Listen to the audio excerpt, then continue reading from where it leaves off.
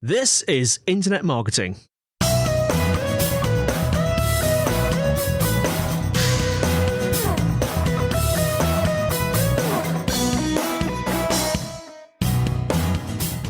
Hello and welcome to the Internet Marketing Podcast brought to you by Site Visibility.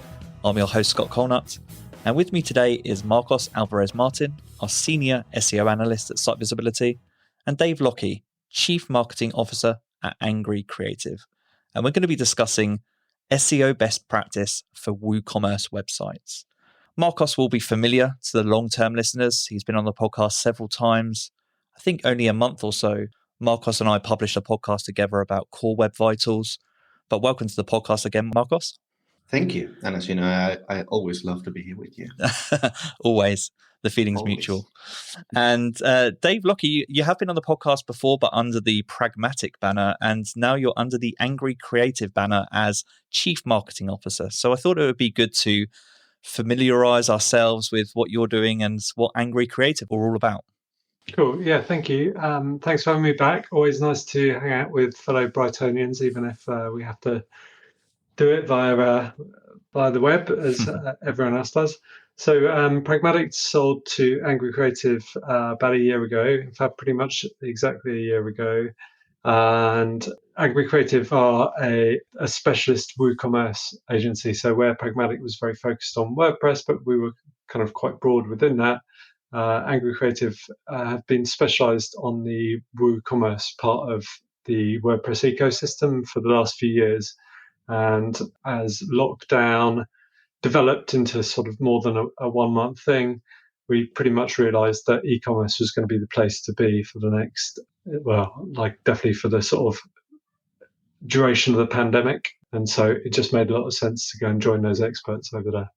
That's a great starting point, because over the last year on the podcast, I've probably had a few discussions about the growth of Shopify, particularly over the growth of Shopify over the last 5 years, maybe over the last decade or so. And whenever WooCommerce comes up in discussion, it's almost always in comparison for me against Shopify, which one is best for certain interests and why. So I don't really know too much about the growth of WooCommerce and where it's at in its life cycle. So could you maybe just start there? Why should listeners be considering WooCommerce as their e-commerce solution in 2021? Sure. Quick question back to you. Which do you think has got the largest number of stores running, and by what sort of multiple? I'd guess WooCommerce has the most stores, but I wouldn't know by how much. Yeah, that's what I would say too. Yeah, it's pretty big. It's like an order of magnitude more stores running WooCommerce.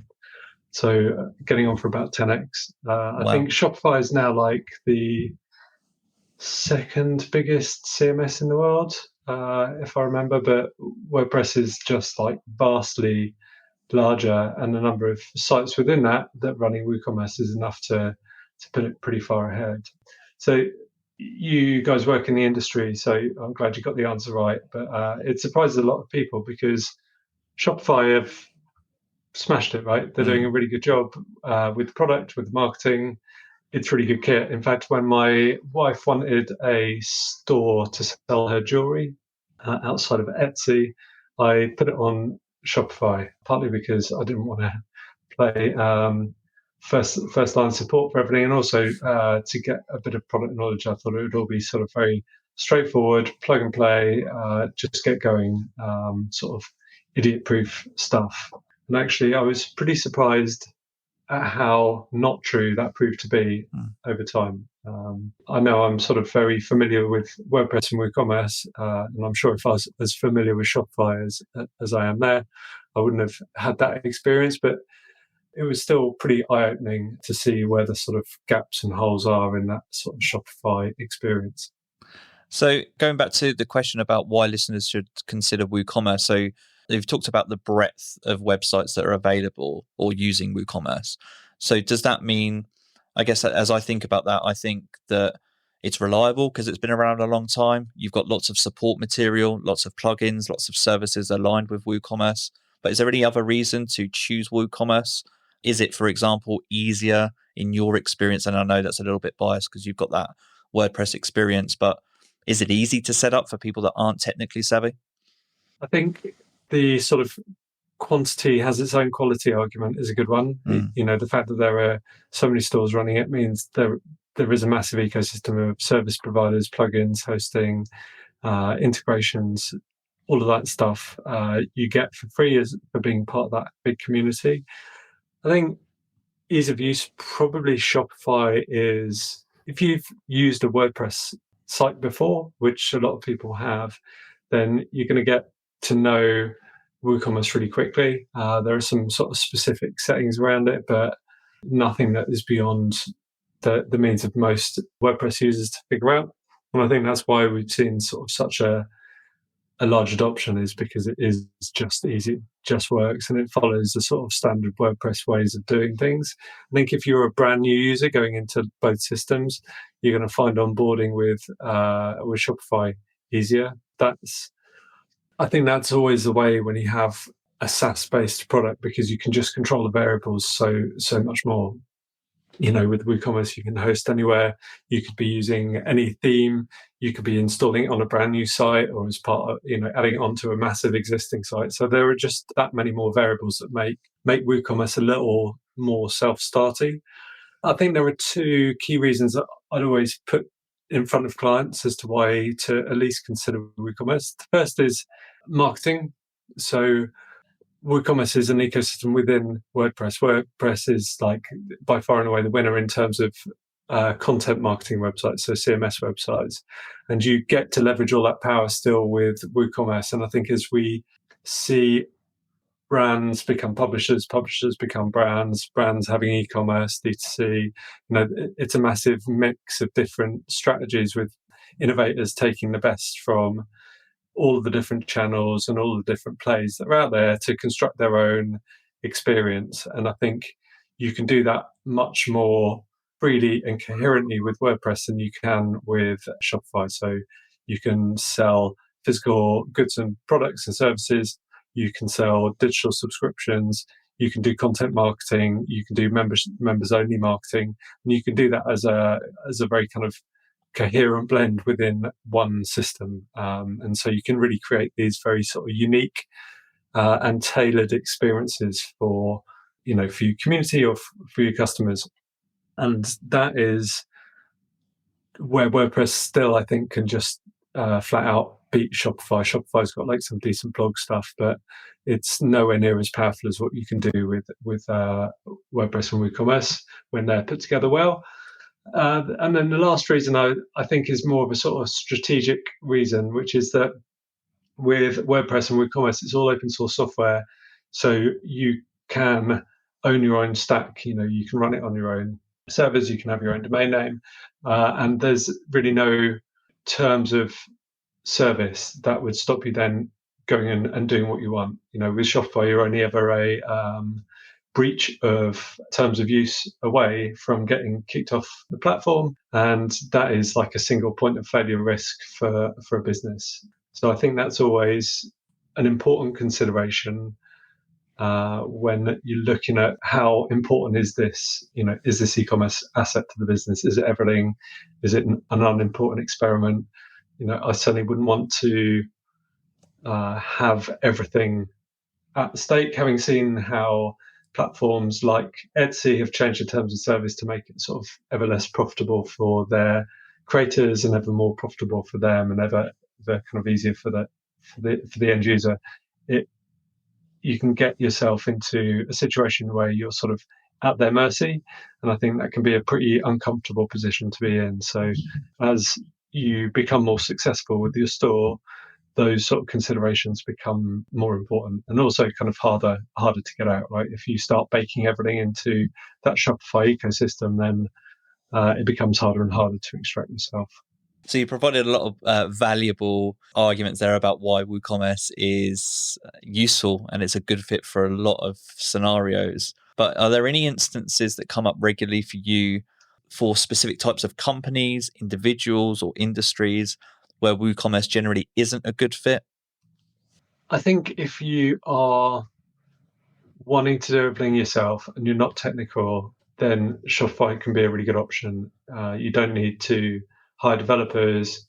everything's sort of within that walled garden, and you've got the Shopify support team there, along with that sort of more constrained list of problems and how to fix them that you get with that sort of SaaS experience. So I think it's good for those types of organization, or if you just need to get something up like super quickly, you don't want to have to talk to your IT department about where you're going to host this thing. It's just one set of terms and conditions, one license agreement. You pay with your credit card and you can be up and running. I think if you are doing something sort of quite straightforward, selling t-shirts or caps, those kinds of very straightforward stores where you're not planning to leverage the power of WordPress content marketing, and you're not doing anything that's likely to be in breach of Shopify's terms. I mean, there are definitely kind of situations where I recommend people go with Shopify rather than WooCommerce, but they tend to be for those sorts of reasons, rather than it being like a particular industry that's bad or not. It's kind of the other way around. There are some things that you can't do on Shopify due to T's and C's. You're free to do whatever you want with WooCommerce. Anecdotally, you were talking about setting up your wife's Shopify site. Was there anything in that onboarding process that you really enjoyed as part of Shopify onboarding that you think WooCommerce can learn from and adapt their platform to encompass?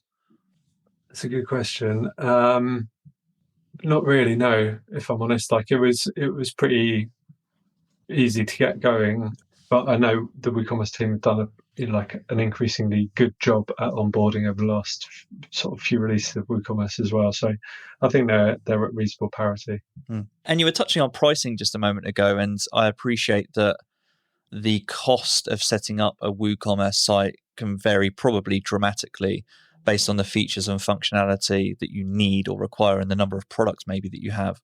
But maybe could you help me understand and our listeners understand what drives up the price of a monthly subscription to WooCommerce? Is it just the size of the inventory? What else can impact pricing? Okay, so I think I'll answer that, but I'm also going to zoom out on the commercials a little bit as well. So that's another really good factor to consider. So if you want like a low financial barrier to entry and a pretty predictable monthly spend, Shopify can be a really good option there as well. If you can take on WooCommerce yourself, then you can do it just as cheaply, if not more cheaply, because it tends to be free add-ons where you have to buy them through Shopify. Right. But as soon as you've got to get like an agency or freelancers involved, then you are looking at a bigger upfront cost. So, for example, with Angry Creative, we've got a very productized offering around WooCommerce. In fact, it's really a kind of like a young product. So there are professional services that are wrapped around it, but you're getting a bunch of pre-tested, pre-configured WooCommerce ecosystem plugins, plus our own helper stuff that sort of fixes specific challenges, especially around like internationalization, which is indicative of a certain sort of size and maturity of store. So just to give you an idea, like to get up and running with Angry Creative, you're looking at 15 or 20 grand just to get like a solid foundation going forwards. Obviously with Shopify, you get like a first month free. And so there is a pretty big price delta straight off. In terms of ongoing costs, with Shopify, you tend to end up with not only the sort of base fee, but also the add-ons and integrations that you need to run to do whatever you need to do. And those can add up pretty quickly depending on what you're doing. With WooCommerce, you tend to have a lower overhead in terms of those, although there are still some premium things that you'll probably want like a 50, 100, 200 buck a year license for. The bigger cost for WooCommerce is going to be around hosting, and particularly around like maintenance and support. So the busier your store is and the worse engineered it is, the higher your hosting costs will be. But really the bigger cost is around maintenance and support. So maintenance is making sure that you run updates. So just like your Mac or your iPhone, you have updates that get released to add features and fix things. When you use WordPress and WooCommerce, it's your responsibility as an end user to make sure those updates happen, and it's really important that they do. Again, if you can do that all yourself, it's like 5 or 10 minutes of work most months. If you can't do it and something goes wrong, then that can be like a reasonable size cost that you weren't expecting. And last sort of shill for angry creative here is that we have a warranted maintenance service that looks at that problem and says, we'll charge you a flat monthly fee of a number of hours, but that's all you'll ever pay for maintenance. Even if something goes like totally wrong, totally destroys something, we'll go and fix it however long it takes. So we're just trying to take that sort of uncertainty and unexpected cost away from our clients. And then support. So if you're working with an agency, you're going to be paying 50, 100, maybe even 150 quid an hour for support, and that gets pretty expensive pretty quickly. I think that bit's pretty comparable to Shopify, though. If you want a good Shopify agency, you're going to be running at the same sort of levels there. That's interesting. As I'm thinking it through, I'm thinking that there must be a lot of people out there that build their initial stores on Shopify, maybe experience a bit of growth, and then maybe outgrow Shopify and look to something like WooCommerce. Do you get many of those scenarios? Yes, although we tend to get more where somebody has started out down a WooCommerce route and got as far as either their own abilities or their agency's abilities can take them. So it tends to be more about that sort of takeover, fix, and then iterate going forwards. Yeah. We do definitely get rebuilds, not least from Shopify, also from places like Wix or Squarespace or some of the little kind of website builders that you get free with pretty much every domain these days. So that migration is definitely an important part of our work. So I feel like we've covered there some good foundations about why you should maybe choose WooCommerce, some comparisons versus Shopify, and also some of the prices and the scalability of the platform as well. That's been really helpful to understand. The big question now, and just transitioning over to Marcos a little bit, is the SEO friendliness part of the platform. So a lot of these questions I'll pose to you, Marcos, but Dave, feel free to chip in if you have responses that either match that of what Marcos is saying, or maybe counteract Marcos's point. So starting off with the big question, is out of the box WooCommerce SEO friendly, Marcos?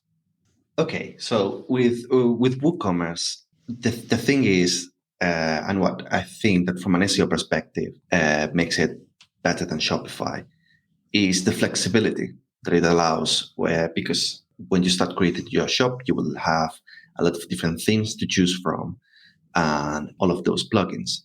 Because out of the box, WooCommerce, it doesn't come optimized for SEO. So you will need all of those plugins, and you will need to choose the right theme for your shop to make it completely SEO friendly. And there are a lot of great SEO plugins out there.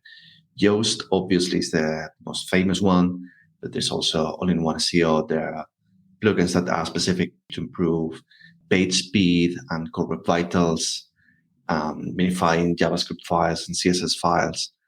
When you consider all of those things, then WooCommerce becomes the most SEO-friendly e-commerce tool. But out of the box, no. And that ties in with what Dave was saying before, that you will need to do some work on your website, on your WooCommerce website, before it starts to get running. And if you don't have those technical skills, if you don't know WordPress, you don't have any previous experience managing WordPress websites, it might be a bit difficult to get it there from an SEO perspective. While Shopify, it's easier to manage because it's already there.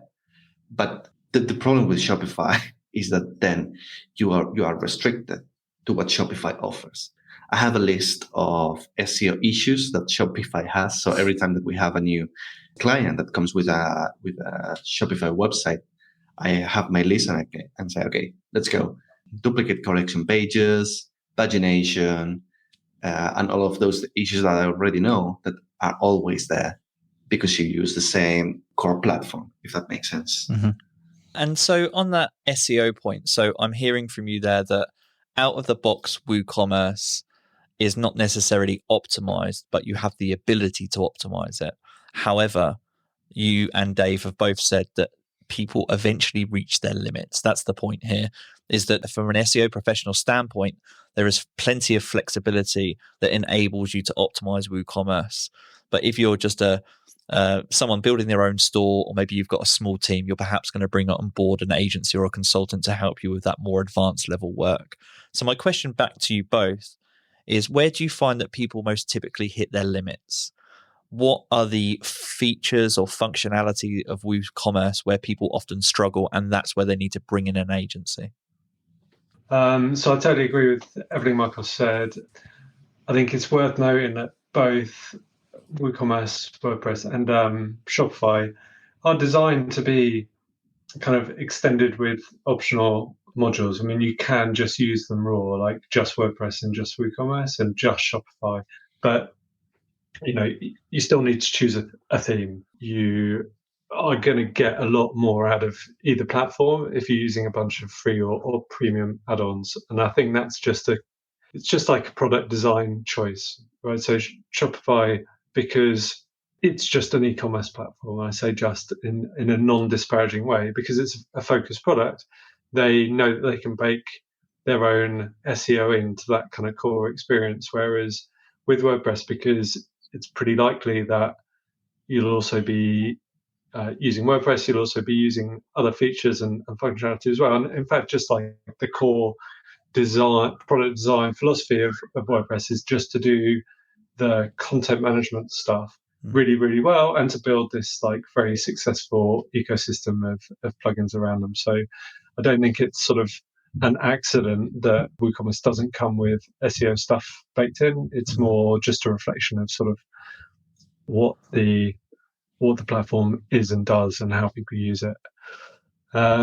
Where we find that customers reach their limit and reach out are either around internationalization. So we've got a store, but we're having to restrict to selling to UK people because there's all these problems exporting to the EU, and it needs this sort of functionality and compliance built in.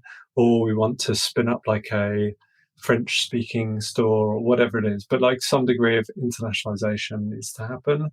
That comes with then like a whole healthy raft of other requirements and considerations. And there are some really good ways of doing that with WooCommerce and some absolutely awful ways of doing it as well.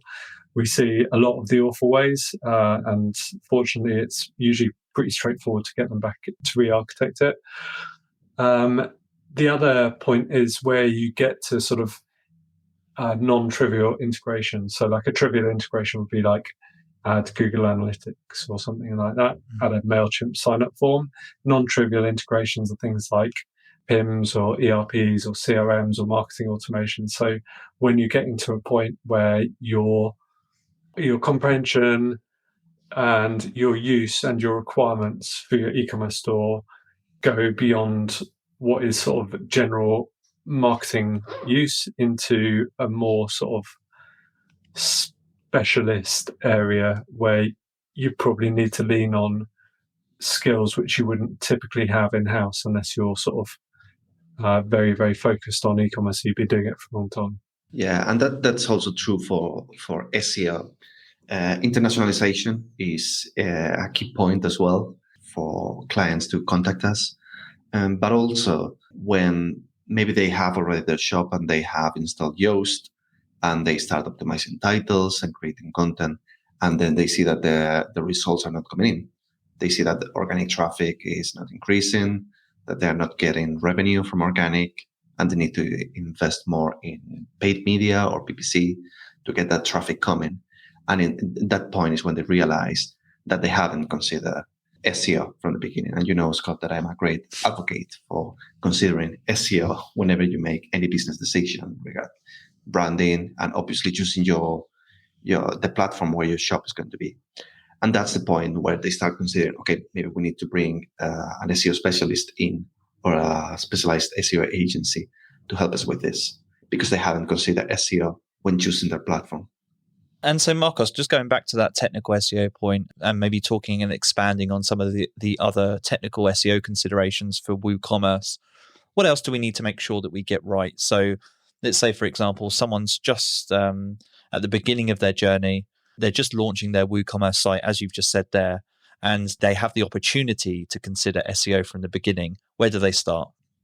Well, most people will want to put the products in the shop as soon as possible.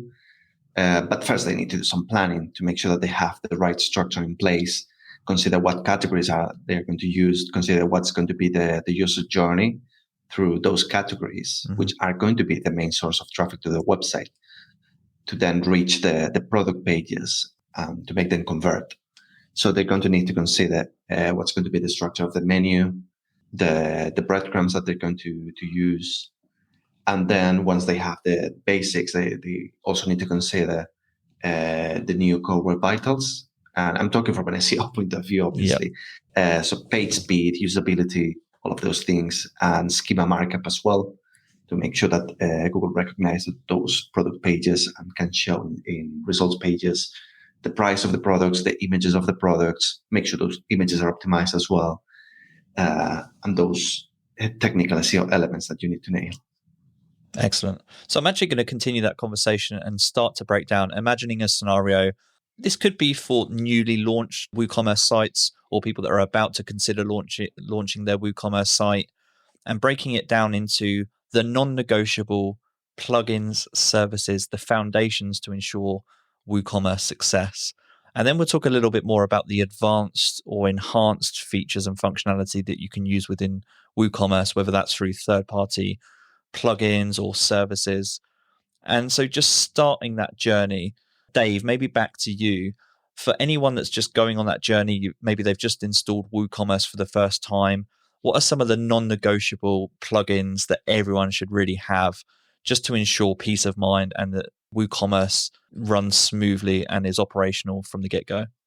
Thanks. Yeah, I guess the most important thing from my perspective would actually be to start with the theme first rather than a plugin. So the theme, in theory, just controls the look and feel of the site, but all of the front-end website that gets served to a user is at least modulated by that theme. So yes, it's important that it's engaging and it is going to match your brand's look and feel, and it's got like whizzy effects. But before you even buy a theme or choose a theme, go to the theme demo, run that demo through Google Web Vitals. Go to PageSpeed Insights or use Google Lighthouse in your browser and just see how it performs. If the theme demo is not going to hit like great numbers, then forget about ever making your own website hit great numbers. So that foundation of a theme which can score like, upper 90s desktop, upper 80s mobile gives you a really good foundation. From there, your job is not to ruin it. But it's basically a do-over if you end up with having chosen a theme that is going to score badly. So that's probably the number one most important thing to think about. The second one is the page building experience that you're going to go for. So back in the day, it used to be either you go with like default WordPress, which was that sort of weird, clunky classic editor, which is now called, so you could make things bold and italic. You didn't have to use actual HTML, but it was also pretty unpredictable how that would then sort of translate to the front end. Now, the default WordPress editor, and in fact, I think for the last 5 years, the default WordPress editor is Gutenberg, which is this sort of block-based editor. It's far more like a sort of medium content creation experience. So it looks at web page content as different atomic parts. So you might have a paragraph, you might have a bulleted list, a numbered list, an image, a video, a carousel, a how-to, an FAQ. All those things are blocks, and it's just a much better editing experience in every way from the old WordPress one. However, there are also a bunch of third-party page builders out there, and some of them are very well used and come with their own sort of ecosystem around it. So you can look at Elementor or Divi. Some of them are very tied into themes because the theme kind of controls how things look and feel, but it's the page builder which gives you the CMS ability to, drop a slider in. If that theme doesn't have the JavaScript, the CSS to make a slider work, then it's not going to work. So those two things need to be sort of considered hand in hand. Now, when it comes to a page builder decision, I would definitely recommend that people go with Gutenberg, which is the default WordPress block editor. You can choose to extend that with like a third-party block library, so it'll do things like adding, I don't know, more sophisticated column controls, or pre-canned blocks for testimonials, or any one of a number of sort of different UI components that you might want on your website. It used to be difficult to justify that because the other page builders were just so far advanced of the old WordPress editor. Now, like some of the most painful things that I see when people have got websites, like WordPress sites, WooCommerce or not, is that they've used one of these third-party builders and they've invested a lot, often technically, but often just in terms of creating lots of content that leverage that page building experience. And they've decided it's just really not for them. It's become unfit for purpose, definitely in comparison to Gutenberg. And so the migration job then, it can be really tough because you've got all this sort of very intricately constructed content that you can't just sort of click a button and import. So making sure that page builder and theme combination is going to give you the UI elements you want, it's going to support the front end experience that you want, and it's going to hit those sort of core technical numbers is where I'd start. From there, Yoast SEO, probably a Kismet or an anti-spam plugin. Depending on where you're hosting, you may want to put some security additions in there. I'd always recommend hosting WordPress generally, but definitely WooCommerce or anything that's sort of capturing user data on a specialist service where you're going to have that security baked in at the platform level. You probably want a contact form engine, Gravity Forms, Ninja Forms, something like that, really good.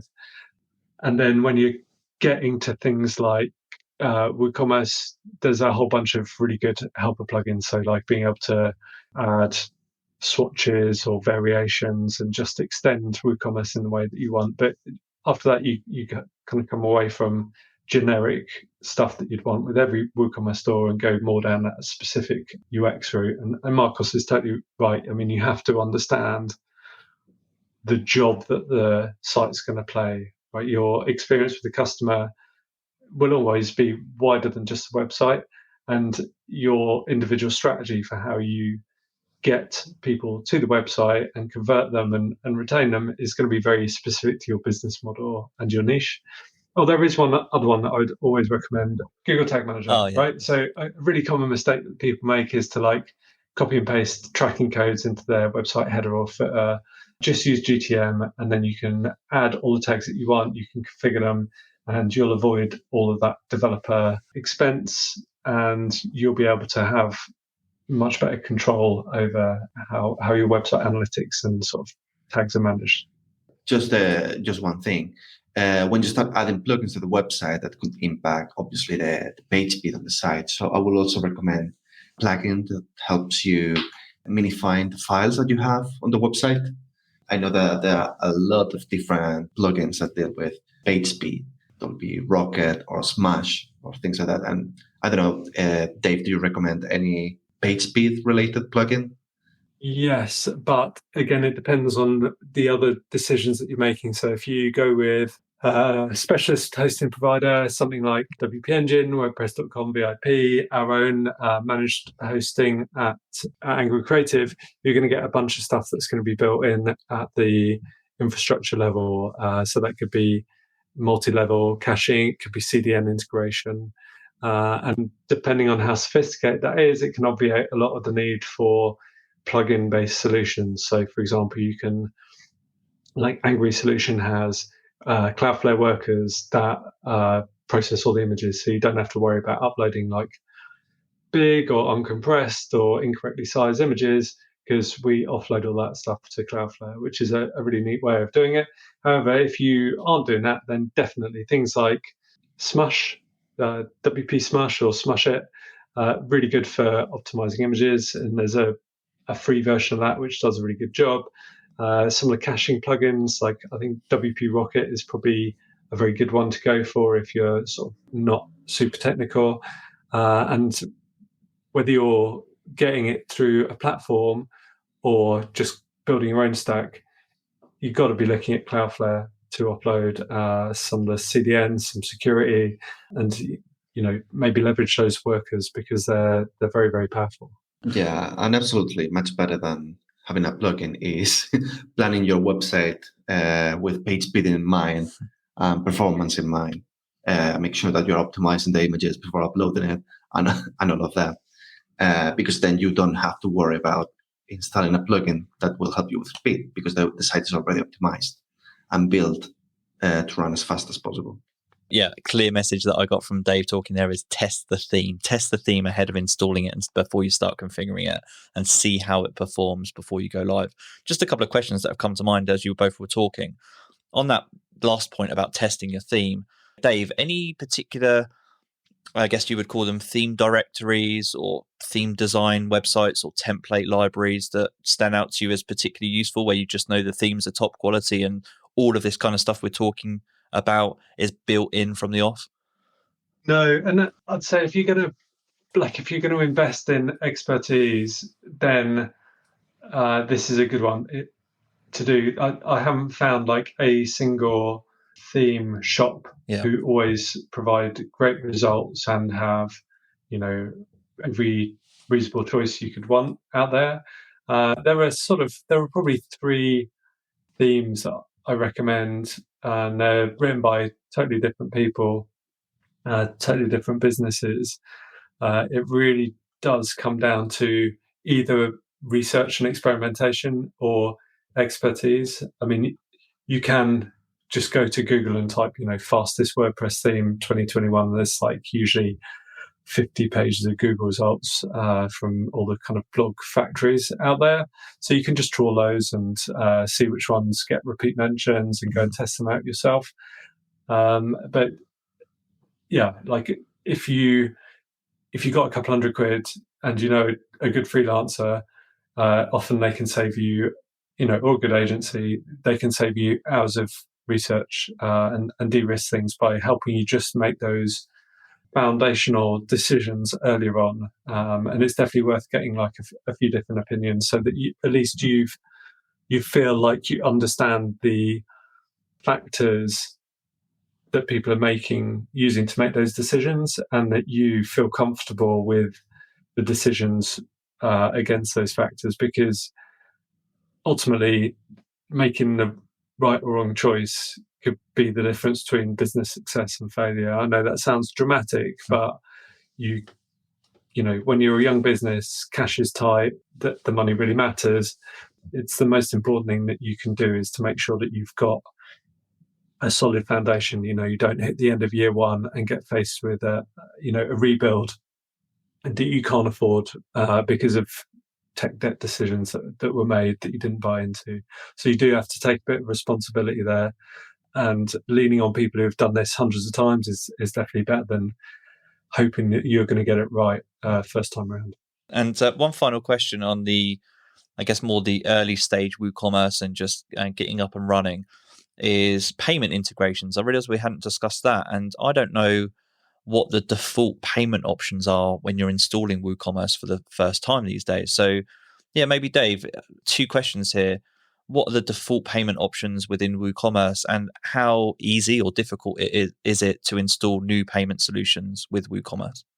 Just one final thought, if I go for it. Can indulge myself on the sort of theme and testing stuff. So it's not just a question of testing at the start and then assuming everything's going to be right. Like, bake it into your process. Whenever you make a change, like a code change, like you install a plugin, or you've created a new product listing, take 5 minutes, run Google PageSpeed on it, and just make sure that you're not worsening things. Like, there are plugins. There's a well-known internationalization plugin, for example, that will absolutely crucify your site. So if you start with a really good foundation, just by adding one plugin, you can kill yourself later on. And if you then invest a whole bunch of time and energy on top, you can get yourself into a pickle.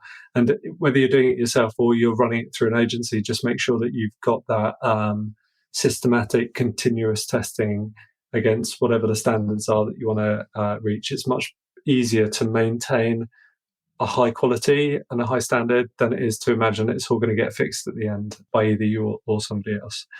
So on to payment stuff. So WooCommerce supports like a few different payment options out the box. There are the sort of traditional bank transfer or check ones. They've also got their own WooCommerce payments gateway. So, WooCommerce.com, the company, does offer a payment service now, which is obviously sort of pre-integrated and comes with WooCommerce specific benefits. The ones that we see typically a client wanting to get installed is going to be PayPal for the kind of universality of it. Stripe is one that we often recommend. Molly, who've just closed a big round, is another excellent choice. And then there are some, because a lot of our clients are sort of Nordics, there are a lot of, Klarnas and, NetEasy and BillMate, a lot of region-specific payment integrations as well.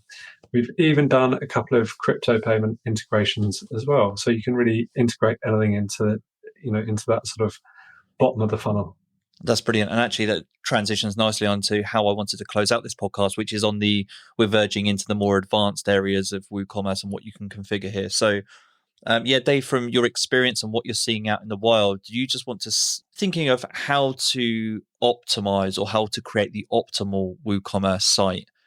You touched there on payment solutions. Actually, I want to go back to a question about that in a moment. Actually, let's start there because I've heard about Molly's come up in conversations with me on this podcast before, but I don't know too much about it. So is there any benefit to using Molly and integrating that as a payment solution over the others that you mentioned? Is there anything that stands out? Like all the different payment providers, Stripe, Adyen, Airwallex, Molly, they all offer a very, like these days, it's a far more comprehensive service than just payments. And the choice really comes down to are you going to use Forex, or how do you manage your treasury across different currencies, etc. Yeah. Things like Adyen will integrate other payment gateways beneath them, so you can configure PayPal and credit card payments within Adyen, and then Adyen offers value on top of that. So I don't know specifically without having a hard requirement to go out and get back to you about. That's fine. But more generally speaking then about the other things that you're seeing in WooCommerce, the more advanced, whether it's plugins, services, what's exciting you at the moment that you're seeing? So I've just been writing a talk for Brighton SEO. Nice. Which is, a mutual friend, about using AI to enhance WordPress. And I did that typical thing, you get to 2 weeks before the talk is due and hating your talk. So I started again, and it was a totally eat your own dog food deal. So I wanted to see how far I could get writing a talk using AI that either, was directly integrated into WordPress or was sort of, very easy to use with it. And I actually got to the point where we had not only a pretty well-written blog post with images that had their alt text and captions auto-suggested by AI, but we'd also managed to generate a video that was like a summary of the blog post with a nice voiceover, nice transitions, perfect for social media. And the video cost $3. It was like an AI service that reads the blog post, extracts the images, extracts the text. You go through, spend 5 minutes trimming it up so that it makes sense, swap a few images out, press generate, and it generates a totally acceptable high-res video.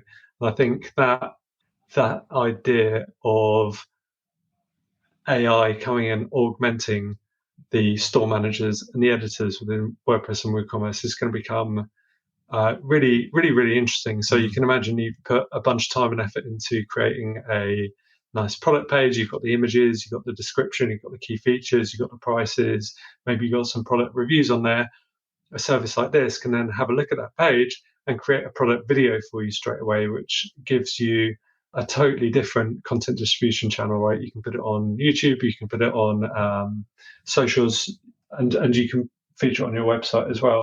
So that stuff I just think is like super cool.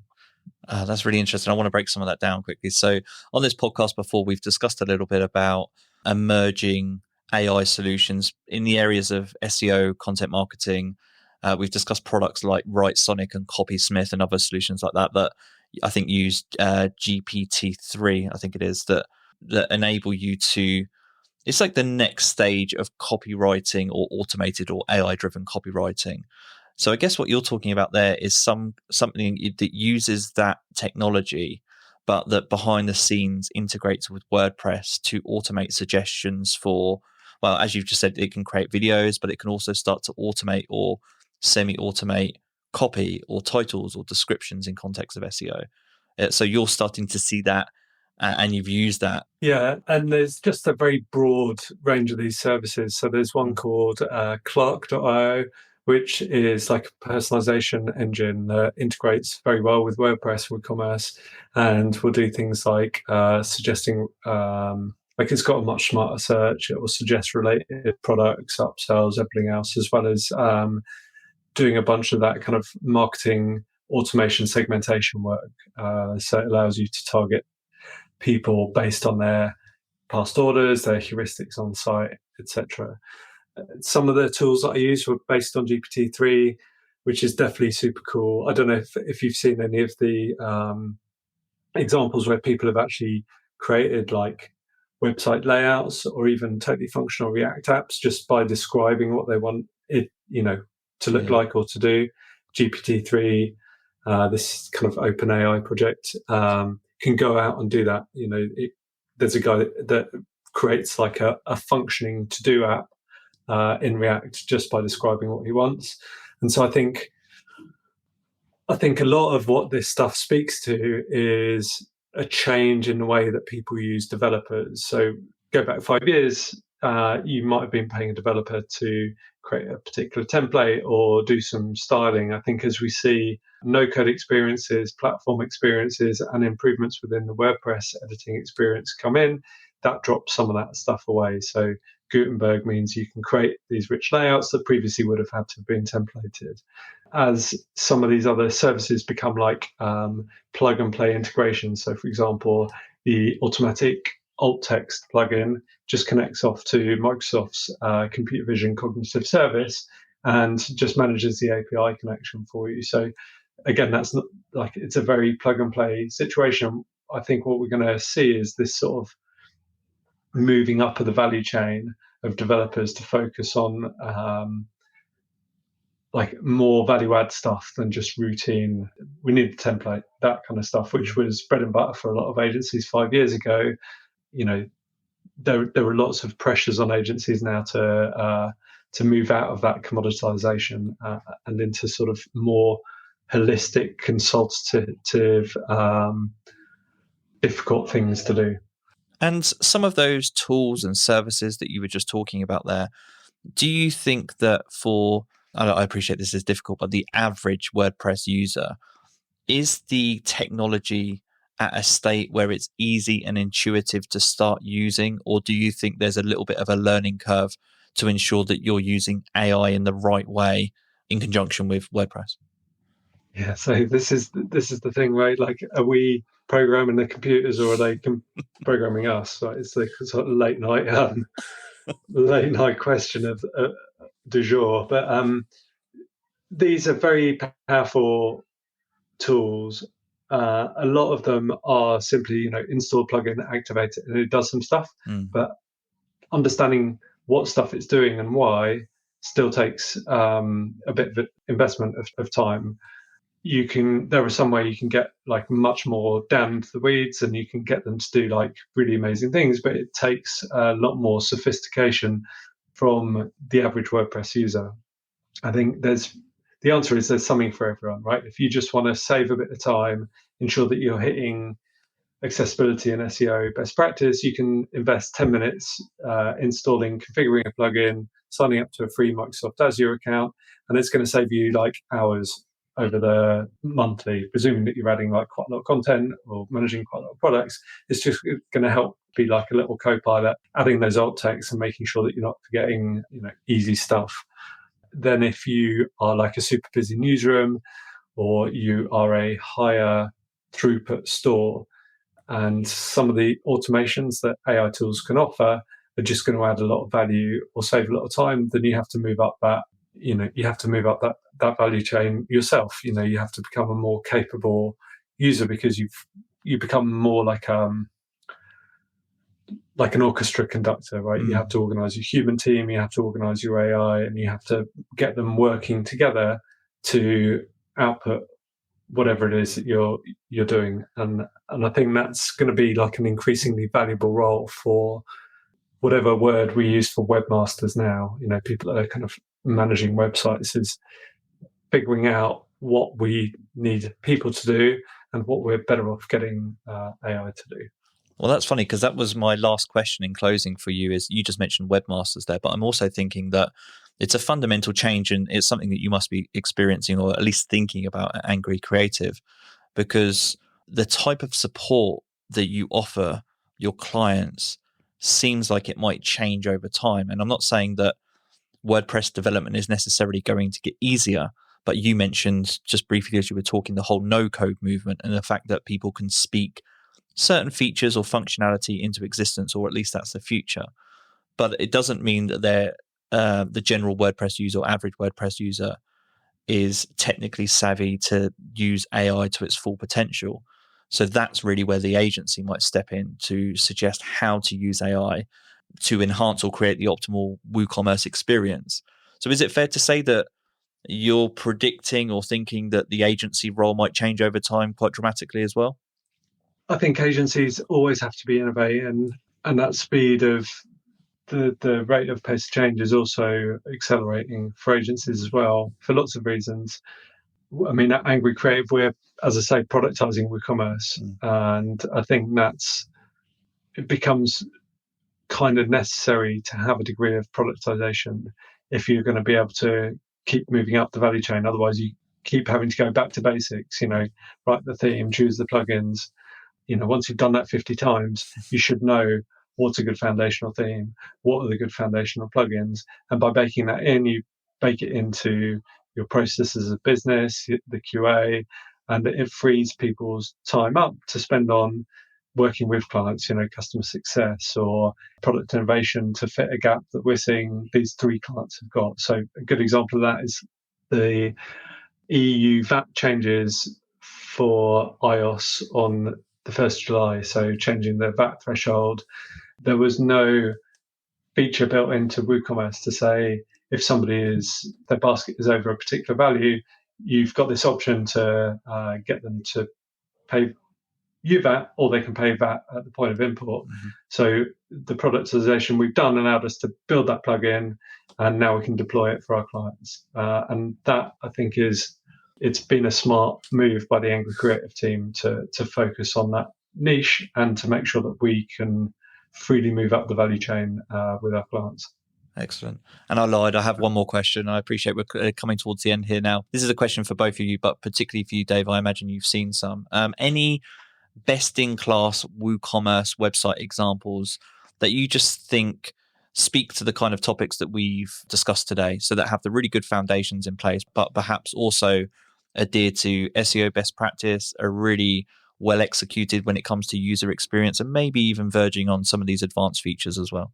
I was going to say that I usually get the awful websites that we need to fix. So I try to think.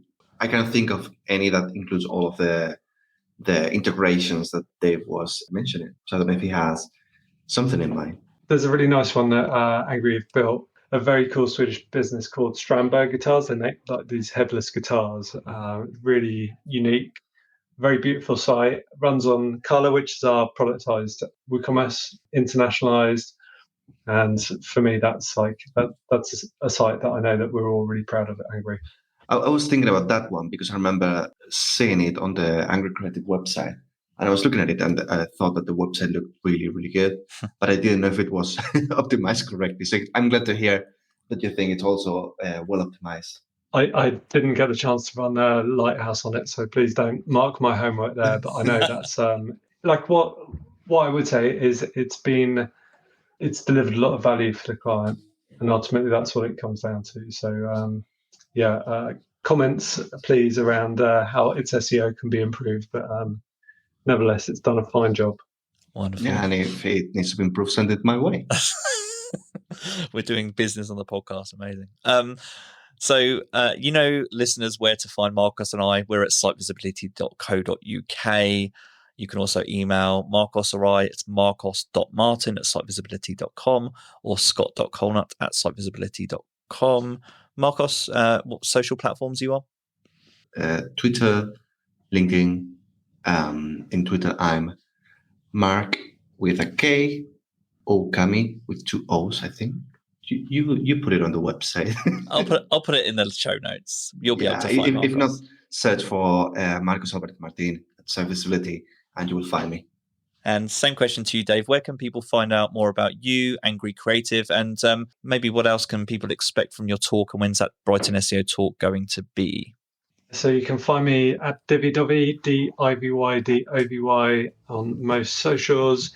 angrycreative.com is the website there. And yes, please do get your ticket for Brighton SEO and come along and listen to talk. I'm not going to give you any more spoilers because I've already done a few here. I think it's a pretty cool talk. Wonderful. Brilliant. Thanks so much for your time today. This has been the Internet Marketing Podcast. Take care.